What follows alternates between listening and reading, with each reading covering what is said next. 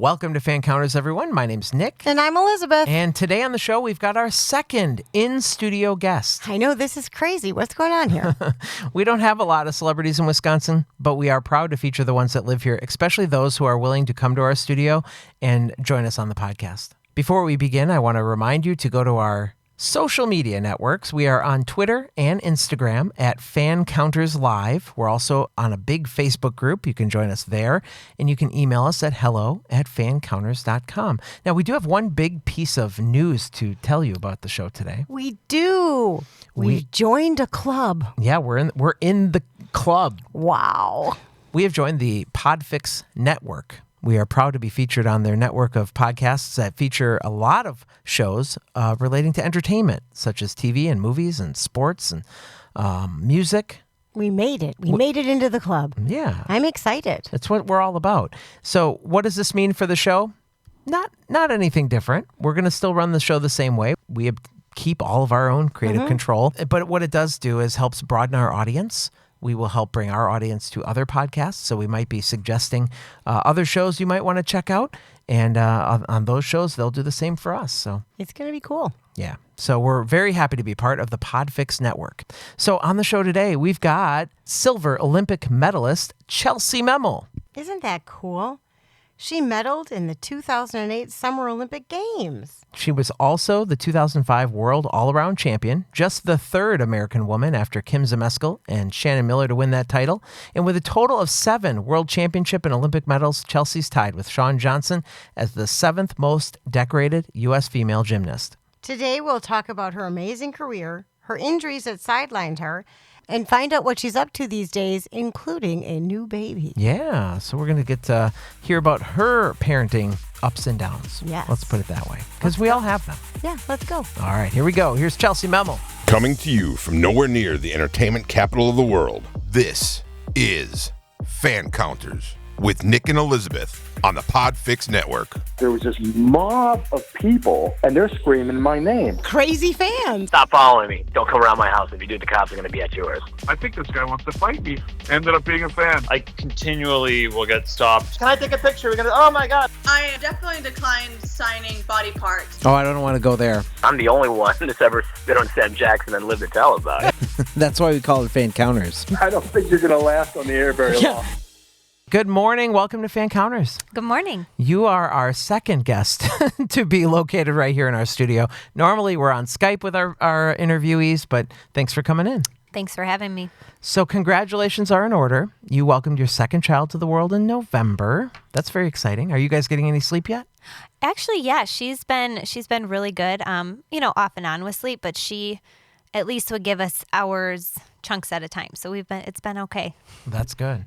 When my twins were born, we got them home the first few nights or whatever, and my wife and I were just delirious. We're like, we cannot do this.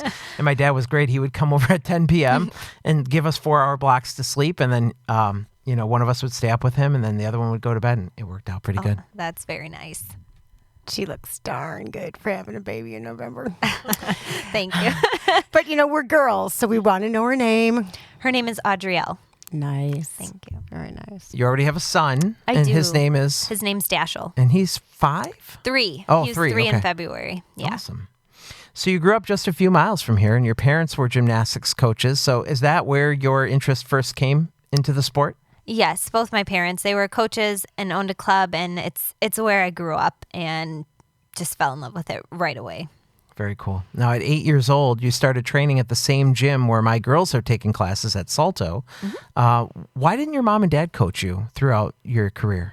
It was a big decision kind of for all of us. They, saw the talent. They saw how much I loved doing gymnastics. And really at that time, because I was still so young, they just wanted to be my cheerleaders and my support system. And we're lucky enough to find a club that was still local where we wouldn't have to move our family or, figure all of that stuff out. And, found Salto and found Jim Chudy, who already had an elite program started. And, we did make the decision for me to see how it went over there. And it did go really well, but it was their decision just wanting to be my parents and not having to do that dual role at that time. Now, did the Salto coaches stay with you throughout your career, or how does that work? Like when you start getting to that elite level, you're probably moving on to other coaches, right? And no, it depends. I mean, I was at Salto all the way up until 2004. And then I made the decision to switch back and have my dad coach me. So I was there from all the way up until I was 16. And at 12 years old, you began competing at the junior elite level. And 3 years later, you became a senior international elite gymnast, where you went on to win the all-around meet in Canada and Australia. So at 15 years old, you're traveling within the U.S. and internationally? Oh, my gosh, that's outstanding. Were you surprised at your success? I guess I was initially. I love gymnastics. I love working hard. I love training, and I really, really loved competing. So it was just, it was always fun to me, and it was fun to do those things and to, make my first championships and to compete in the U.S. and then be given an international assignment, which is amazing. And, you get all your USA gear to wear while you're over there. And it's incredible. And that just made me want to keep getting better because I keep wanting to do that and to represent our country. That's like every little girl's dream. So what was your training schedule like with dealing with school, friends, gym time? I mean, we always hear gymnasts are either at school or in the gym. They don't have any time for anything else. What was your childhood like in that regard? Well, I thought my childhood was great because I was in the gym all the time. Okay. that's where I like to be. And then, with school, it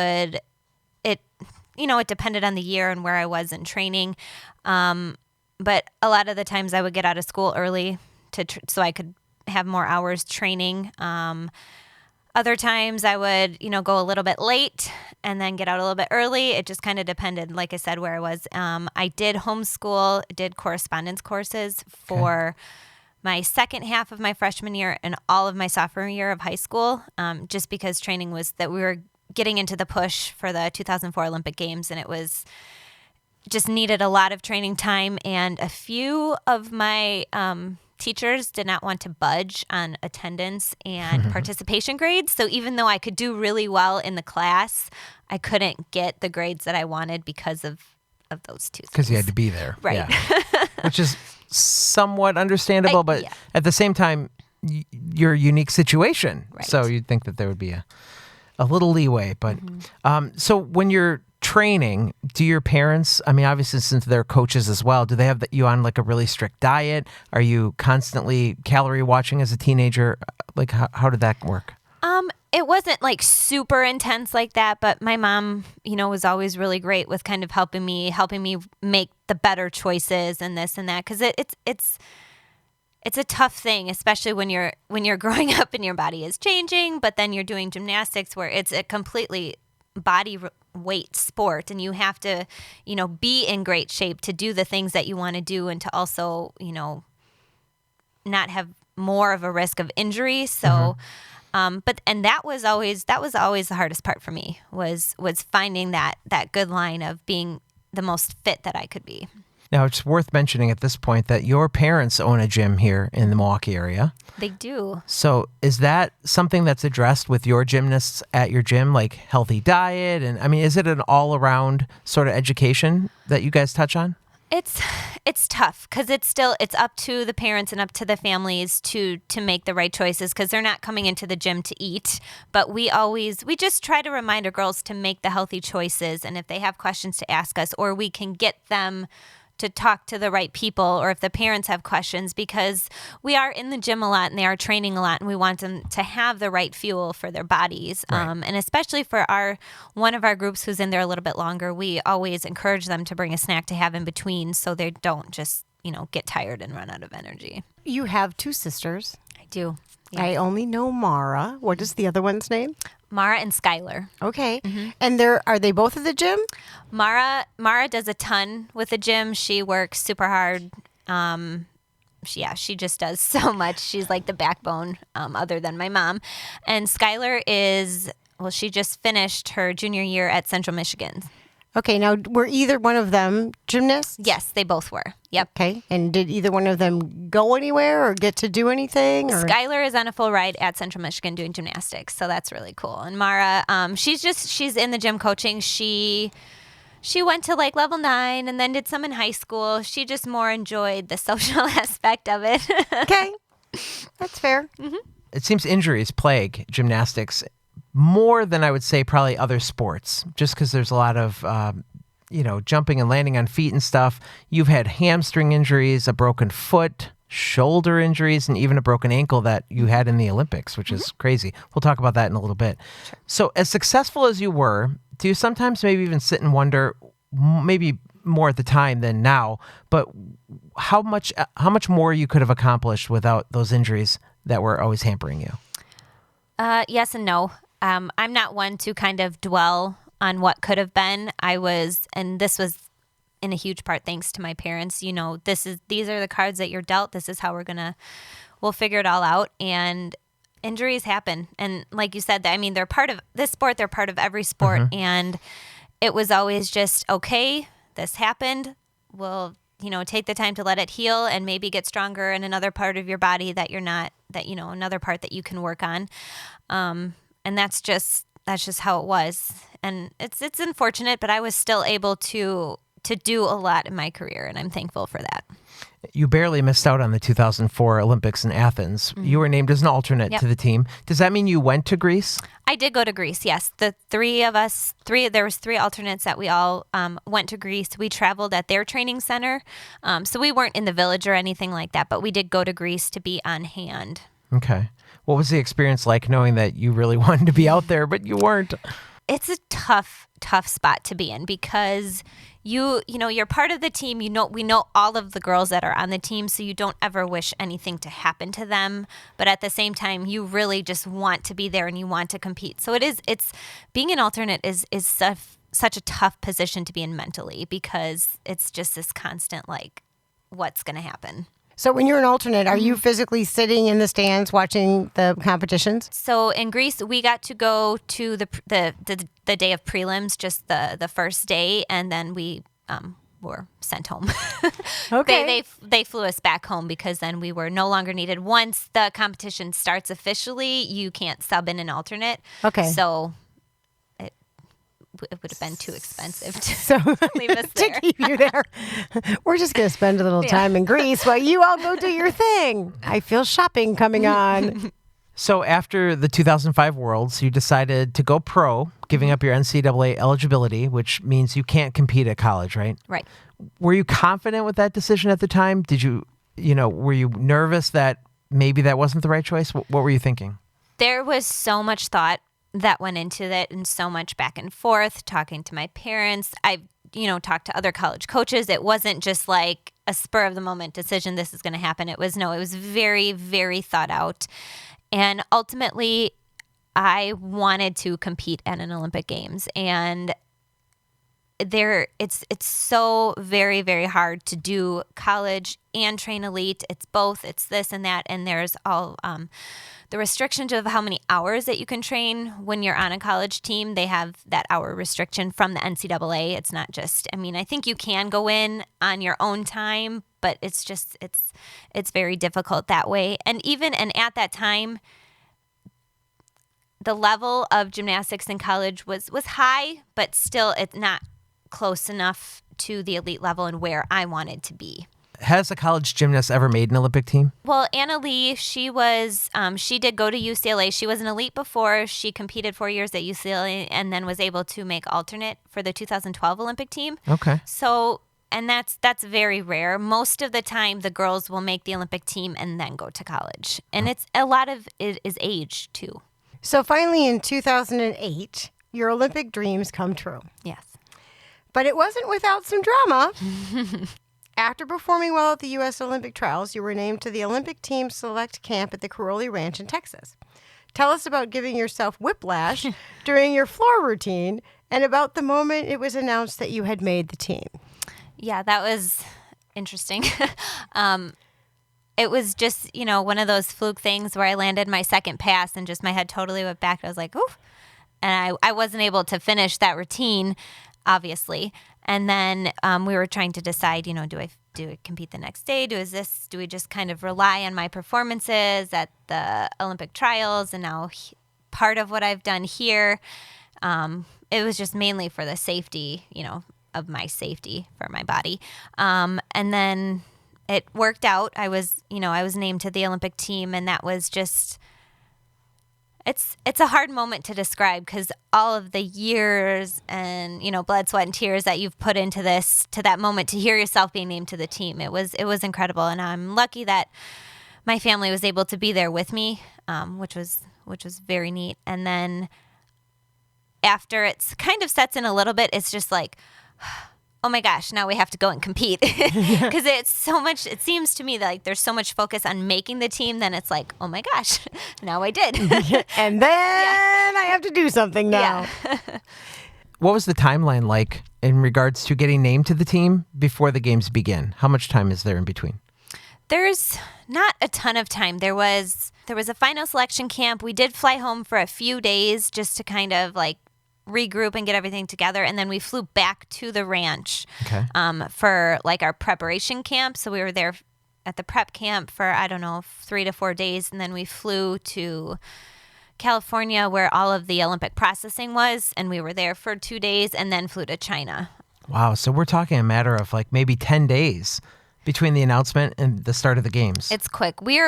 Gymnastics is one of like the last teams to officially announce like their final team.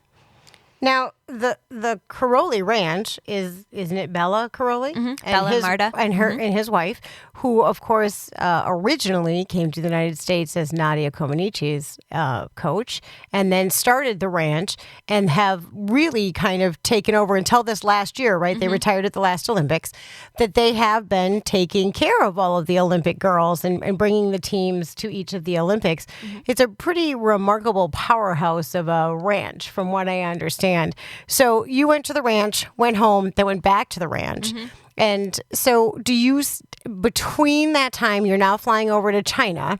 Do you ever go back to the ranch? Do you go back after the Olympics are over and keep trying for the next one? Or once we're done, we're done?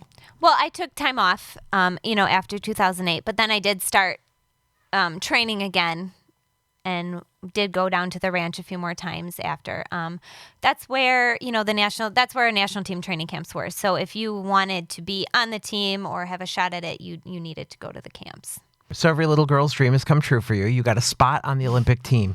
What are some of your memories that you'll never forget from those 2008 games? One of the biggest ones was just standing on the award stand and getting our Olympic medal as a team.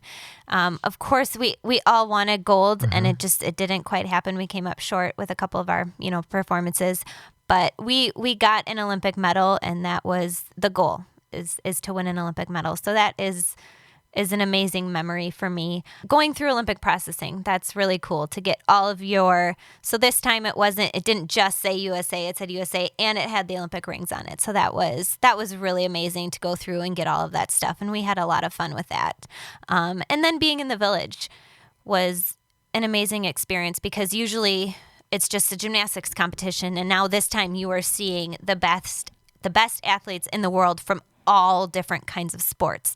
So that was a really cool, really humbling experience. And the other cool place to be was just in the cafeteria because that's where you ran into the most people. It was just this huge cafeteria, and that's where all of the athletes were. It's a cool place to be. Now, are you rooming with another U.S. gymnast, or is it a crapshoot who you get a roommate with? No, it was so how in this village the apartment buildings were set up. So it was essentially like a 3-bedroom apartment. So there was all 6 of us that were on the team were in one to a room. Okay, yep. Very, very nice. Now, were your parents and sisters able to come over with you? They were there. So it's kind of funny how it works too, like with the credentials, because there is, there's an Olympic coach and then the assistant coach. So the rest of our personal coaches weren't allowed to stay in the village. So they stayed close, but not, on site. And then my family stayed a little bit farther away. They kind of put together a package for some of the families to stay. They had a little bit rougher time than we did, but they were there. Good. Now, there's 2 ways you could go about this. You and your roommate. Can you say who your roommates were? Yes. I was in the same room with Bridget Sloan, and then the rest of the team, Alicia Sacramone, Sam Peshek, Nastia Lukin, and Sean Johnson. Okay. Big names. Yeah. was there, okay, so there's two ways you could go about this. You could either be like super honored and like everything you're just taking very seriously, but you're still young, like, so was there some trying to sneak out after dark or, give us some scoop here. Was there any weird stuff going on? Not a lot of weird stuff going on. Me being as well, I was 20, so I was young, but not super, super young at the first time. But we're under pretty strict lock and key, where we are in the village, and just, we had our own area, but then right across the hall was Marta and our female trainer and Kathy Kelly, who was vice president at the time. So this woman has worked since she was 8 to get there. Do you think she's going to screw it up while she's there? That would be crazy. Yeah, I know. Oh my goodness gracious. So you've been dealing with TV cameras while competing your entire professional career. But did the way that they affected you change your Olympics, knowing that the audience was much greater? Like, did you get more nervous, or was it just another competition in your head? Just try to treat it as another competition and not kind of make it as big as it really was, because that's when more nerves come in and, all of that. And the funny thing was, because it was partnered with NBC, I knew some of the camera guys. Okay. So it just, it's kind of nice to see a friendly face. But it's you already know how big it is, and the cameras they were nothing new. Okay. Now, did you do the opening or the closing ceremonies during that Olympics? No, we did not. Okay. Because you competed. Too close to the competition, and then you went home before. We went home. Yeah. Okay. You're already an Olympic athlete, so you've made it. You're there. But what advice do these coaches give you before you go out and do your routines? My dad was really great at that. Even though he didn't get to be totally on the floor, again, with how many coaches you can have and stuff. But he was, he would always say to me before a competition, just have fun. I'll see you at the finish line, because we've done all the work. We've done it all. There's nothing really that's going to change at this point in time. So going into it. So, it's mainly just trying to take it all in, enjoy the experience. Does it ever get distracting for you as a performer to see others competing on other events out of the corner of your eye? A lot of times we'll see these competitions on TV and there's multiple events going on at the same time. Does it ever, were you ever distracted and taken off your routine because you might have caught something out of the corner of your eye? I wouldn't say I get distracted like that. For me, I like to know where I stand in a competition. So, if someone's going and I know that we are, going head to head with competition. I like to know what they do, so I know what I have to do to try to beat that, and that motivates me more.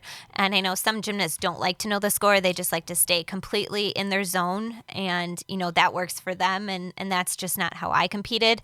But if it was time for me to go, I would definitely have my blinders on. It just depended where we were in the competition and what was going on at that time. So you received a silver medal in the 2008 Olympics. That is pretty gosh darn outstanding. Now, where's the silver medal? It is. I have a nice just display cabinet with the medal inside. It's nice to look at sometimes. I know one day I think we'd like to make a shadow box of it. My mom made 2 very nice shadow boxes from 2 of my world championship medals. But sometimes, the Olympic medal, people want to see a little bit more. So that one is a little bit more easily accessible right now, but it's just in a nice display cabinet. Now, Nick, you mentioned there's a replica of it where your girls do gymnastics at Salto. Yeah, there's a nice plaque in your honor with and now that's what I was going to ask. Is it a replica medal? I assumed it was, or somebody be breaking into them taking it. Yes. But it's pretty neat to see that, and my girls like looking at it when they go in, so it's kind of cool. Yeah, that was something that USA Gymnastics had started doing when, you get to these major competitions. They will do a nice plaque, with a picture of the team and then a replica medal inside, and it's really nice memorabilia for the gyms to have. Definitely. Yep, it stands out right away. Is there one at your gym? There is. Yep. So we have the one from 2008 Worlds and then 2005 Worlds. There's a couple. So think back to traveling around the world, and you got to do a lot of that, even at a very young age when you were competing. What was your favorite place to visit? Oh, that's so tough. I've been to so many different places. I loved Australia. I loved a lot of the places in Europe that I've traveled. And so many of the places that we've been to have been really welcoming, and their fans and the gymnastic support has been awesome. Japan has been really great. I've been there a few times. I really can't just pick one. Have there been opportunities for you to actually sightsee? I mean, obviously you're there for a competition, so you're going to have to take the hour or two that you have free to figure something out.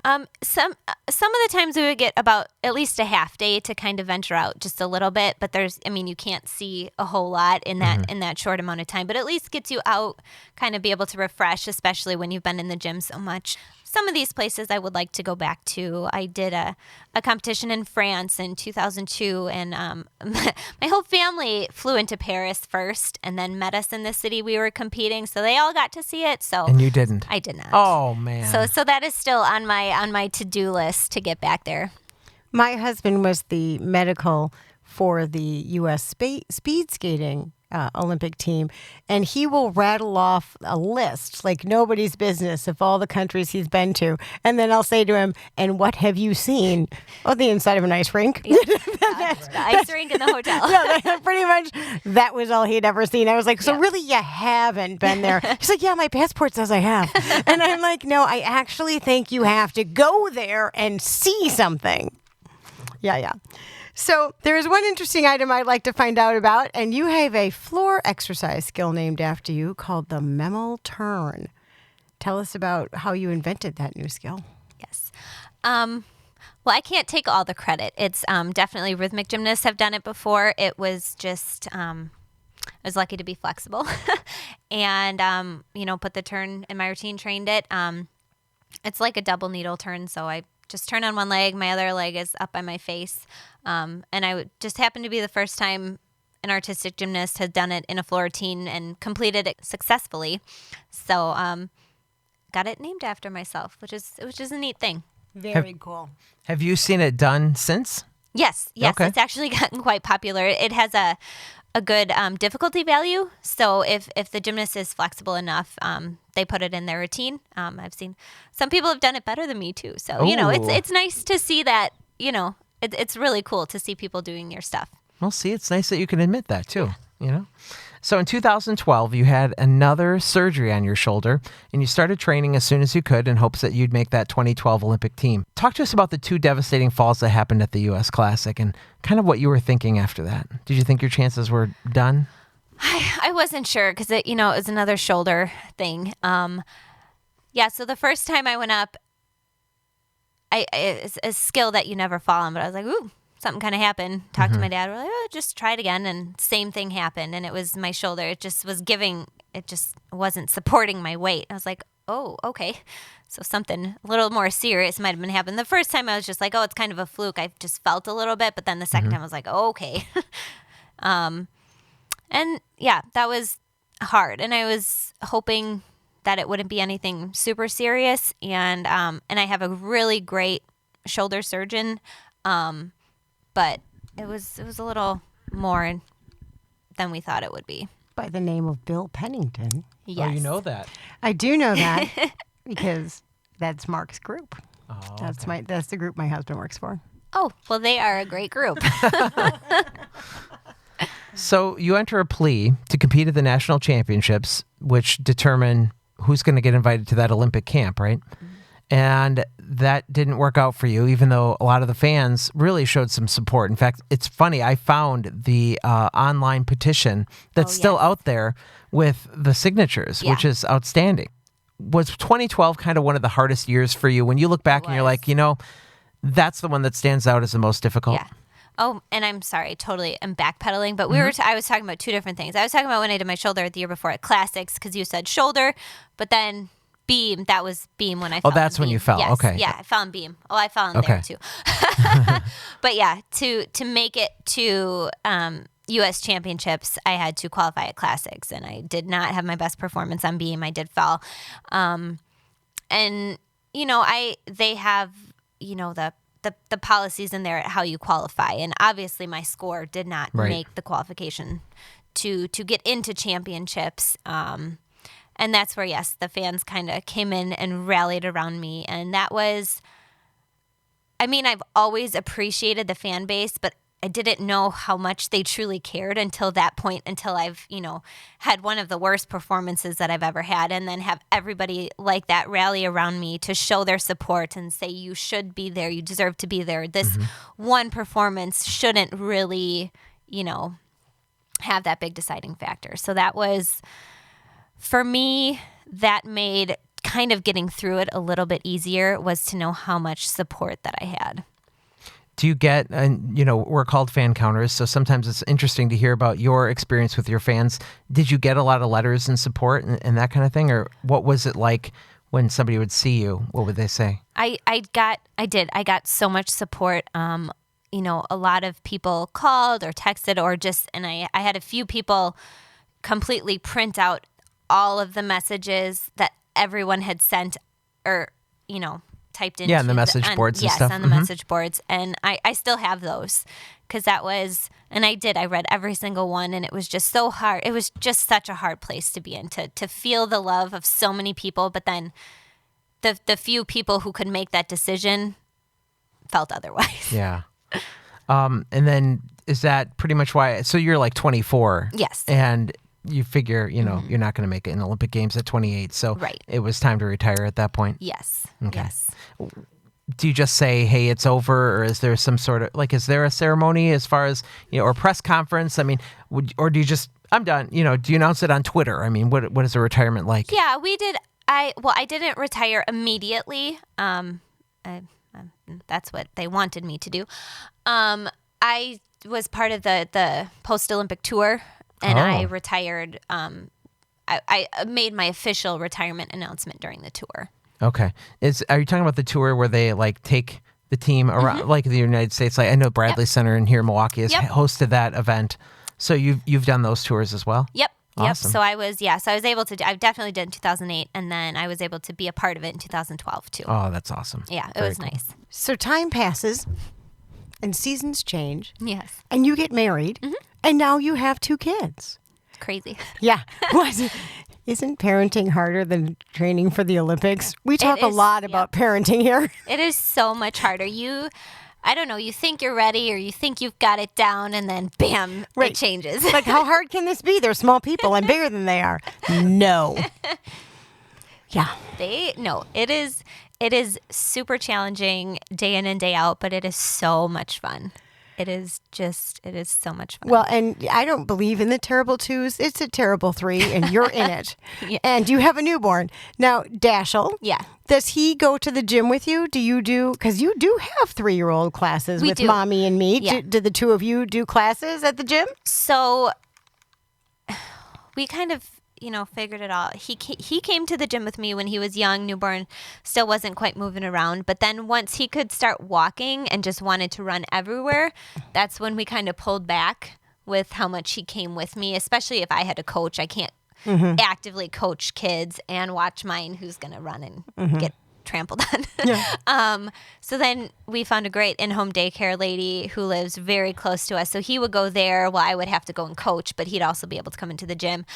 And then he did do some mommy and me classes. He did some grandma and me classes, some auntie and me classes. Now he's at the time where he's been doing very well in classes on his own. Oh. So he will be able to be in the gym a little bit more now that he's got a little longer attention span and is being able to listen a lot better in classes. Do we see a future Olympian? I don't know about that, but he loves the gym. He loves flipping around. He's super flexible. Okay. So we'll just see what happens. We're gonna give him a chance to play and try everything and see where that takes him. So I've stalked your Twitter in anticipation of you coming in today, and I saw that you were in Japan in April. Yes. Judging. Yes. That's cool. The Tokyo World Cup. Tell me what it's like to be on the other side of the table. It's different, and I've really grown to enjoy it. I wasn't sure how I would like it initially, and I mainly just took the first course in the test to just be like, okay, somebody kept bugging me about it. It's like, you got to do it. now I've grown to like it and respect the judges a lot more because it is, well, for me, I want to do a great job. I want to be consistent across the board, and I get nervous for every single routine just because I want to do a good job for these gymnasts because I have been in their shoes. Yeah. And you don't want them to mess up. You're like, make that turn, all this stuff. And it's like, you're probably just hoping that they do well. I am that, that makes my job easier when they do well. And I do. You want them to do well. And I probably need to get a little bit better on my facial expressions because when, something is happening or they're starting to fall, I like totally lean over and be like, no, don't go that way. Right. Like she must totally be a coach on the sidelines while being like, oh my gosh, it would be very heartbreaking to be watching those other gymnastics and to be coaching them. In addition to scoring the routines, I've always wondered, because obviously you're giving them numbers and that kind of thing. Do they get comments too about why you scored them the way they did? Obviously, we don't get to find out what they are, but are you writing comments? They don't get them. I mean, if I would make comments, that would just be for me. And it depends on the competition. If you're at like a major competition, no, they don't get any of that kind of feedback. But if you're at if you go into a local club or if we're at like a training camp, then we definitely give feedback. But if you're at like one of the bigger competitions, the coaches aren't allowed to come up to you after or anything like that. We read on your Twitter at Chellsie Memmel that you have embarked on what you're calling the hardest diet you've ever been on. So tell us why you're putting yourself through this. Yes, it is the hardest diet I've ever been on. I have cut out dairy, and I found out that my daughter is allergic to cow's milk, and that's just been a major part of my life. Cheese is my weakness. We are from Wisconsin. It is cliche. I know we're from Wisconsin, but that is my weakness, and so we're going on like 2.5 weeks now. It's been a lot of figuring things out, and but I've made the decision to continue nursing her, and I'm gonna try to stick to it. I made it to just past a year with Dashiell and wanted to do the same with Audrey, and I'm just blessed that I'm able to do that. And I figure if 6 months of crazy hard work for me, all worth it in the end. Yes. That's fantastic. Thanks. So that means if she's allergic to it, you can't drink it, right? I can't drink or eat it, yes. For those of us who have no idea. She passes it on through the breast milk. Yes. And that makes her sick. My sister Beatrix was allergic to milk. Okay. And my parents couldn't figure it out for most of her early childhood. She screamed every time she drank. And my parents, of course, the answer to that was, why don't you have some milk? And and we ended up, my entire childhood was raised on, even though we are from the dairy state, my entire childhood was raised on powdered milk because it's missing some capsaicin or something in it. Oh, okay. And so we were able to have milk. And then when my sister got old enough and stopped, we stopped drinking milk, we actually got real milk. And the first time I had actually tasted real milk, I was like, what the hell is this? And people are like, you're just drinking white water. I don't know what you're drinking. And I cannot, to this day, drink more than skim milk, because anything more than skim milk tastes to me like I'm eating cottage cheese, or it's like a chunky. And like, I would go back to white water if I could, but Mark won't let us. So we're sticking at skim. But I feel that pain because most of my childhood was because we had a milk allergic in the house. Okay. So Chellsie, you mentioned, and we talked a little bit about when you travel, might not get to see things, but you do so much traveling. If your husband would say, hey, Chellsie, let's go, to Europe or whatever, are you just like, oh, I'm so over the flying? Or, do you welcome these adventures? I do welcome the adventures. And in fact, he just got to go to Sweden with me. It kind of rolled it. It was a camp in Sweden and kind of rolled it into a family vacation. Nice. And it was, he's funny though too. He's like, have you been there? Like he wants to go a place where maybe I haven't been. I was like, no. He's like, okay, great, let's go. Because I understand that you want to see something first together. Yeah. So that was really neat that he was able to come along and experience that with me, and we had a great time. Does he go out then while you're working? And he did. So we went to Stockholm for just a day, and then drove to Sundsvall where the camp was, and he would drive around with our daughter and kind of explore where we were, and then come back and pick me up, and we'd go out again, and then we went back to Stockholm for 2 days and just explored the city. Cool. Now, you said you have a 3-year-old, and I always called my kids the three-nagers because they thought they knew everything. They were trying to run the household. Is he helpful with the baby, or does he want to do more than he's capable of? He definitely is kind of caught in that I can do everything, but he is super, super helpful. He's super sweet to her, and I'm so lucky because I didn't, you don't know how that transition is going to go because he's very attached to me, and I didn't know how bringing a whole nother baby into the world would change our dynamic, but he's so sweet to her, and he loves her so much, and he's been super helpful. Awesome. One question I have to stick in here just because I wrote it on the bottom and I'm not sure where to put it. So here we go. Your teammates, you've had some amazing teammates. Do you keep in touch with any of them? We do. Yeah, we do keep in touch. Not as often as I'd like, but we're all just so crazy busy. And but a lot of the times during the year, there would be at least one competition that most of us will be at, and we get to see each other in person and catch up. And that's always really nice. Very cool. When you're not in the gym, what do you like to do? Relax. No, I like to be with my kids, and we like to be outside, especially now that the weather is getting warmer. We'll be outside a lot more, and we like to be outside in the winter too, but not quite with the newborn. But we just enjoy family time is really what we like to do. We last year it was terrible. We did not make it to a single baseball game, but that's horrible. I know it was really bad. My husband is a huge baseball fan, and we just did not make it down to Miller Park. So that's we're going to get to at least a game this year.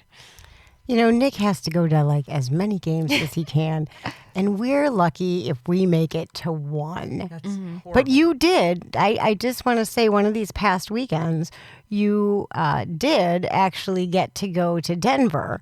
So that knocked Denver off of your list of not having been. So you're down to one park in the nation. What is it left? Whoa. Oakland is the last stadium I have to visit. Okay. Yeah, my wife was really nice. We went on Mother's Day, and I said, let's go to Denver for the weekend because the Brewers are in town. She goes, of course they are. And she's like, well, as long as I get to do something fun on Monday. So then we took a tour of Rocky National Park. So that's really cool. It was a nice thing that she let me do, which probably wasn't on her list, but it was on mine. That's great. Okay, so you have summer coming up. It's the beginning of summer right now. And so what kind of plans do you have for summer? Summer is kind of my busy season with the elite schedule is for judging. So there's 2 classics in July and then championships in August. And then summer camps that are going on. So summer is truly like my busy travel season. What else do you have coming up for you? Just being a mom, figuring this all out. I'm a mom of a 6-month-old. What else do you want from me? Right. I know, because she's on the move, so it's going to get much more interesting coming up. Super cool. So I do want to talk just a smidgen more about some fans. So we talked about how they rallied around you. Do you ever still run into it here at the gym? Do you have fan encounters at the gym when they figure out who you are? Sometimes at the gym, yes. Or if there's new kids coming in, they still get excited to see me, which is really neat because now I'm getting on the older end for some of the new kids coming up, and a lot of them don't know who I am, or they'll be like, well, do you know Simone? And then I say yes, and then they'll get really excited because they know who she is. Right. Yeah. So things like that, but no, it's still really cool, and in the gymnastics world to still run into people that are still excited to see you. That's really cool and really humbling to me because it's I don't know, it's what I love to do. Okay. And it's still really neat to meet people who are still excited about it. Good.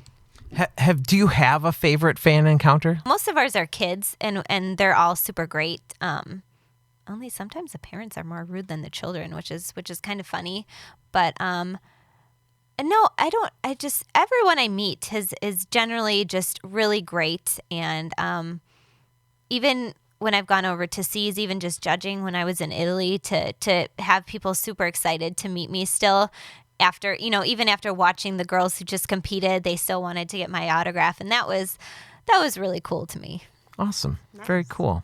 Well, Chellsie, this has been a great hour. We really appreciate you spending time with us today. Where can we find you on social media? social media, Twitter, Instagram. I think it's just at Memmel Okay, yeah. on Twitter. I think Instagram is Memmel23. Okay. I'm checking that because I don't know my own. You know how to my check own it and handle. update it, but that's okay. Yes, Instagram is Memmel23. Awesome. But So- Instagram and Twitter. Very cool. Well, thank you again for being here, and best of luck this summer in your crazy schedule and your young family. Thank you. Thanks for having me. You bet. Our thanks to Chellsie Memmel for joining us on the program today. That was fun. I kind of like the in studio, but oof, it's a lot of work. I have to look nice and, not eat while people are here. Yeah, that's the first thing she said. I didn't bring any snacks. I thought, well, good, because you remember a few weeks ago we had the corn nut incident. I sucked on them. Anyway, you can visit us on social media by going to our Twitter and our Instagram. You can follow us at Fancounters Live. We're also on Facebook with a huge group there. You can follow all the news of our upcoming guests. And often, Elizabeth, I don't know if you follow us on those social media channels. Do you? You're not even on them. You don't even know what a Twitter is, do you? No, I don't. See, this is why you got to follow us. We give you the opportunity to submit questions that we ask the celebrities. I know, but I don't understand them. I'm on Facebook, and I share every time we put out something so that it's on everything that I can do. Right. But I'm old, and I don't understand Instagram, and I don't understand Twitter, and one of them, I think, vanishes after a few minutes. So I don't even know what that means. And so, no, I'm not. I'm old, and I'm stuck in my ways.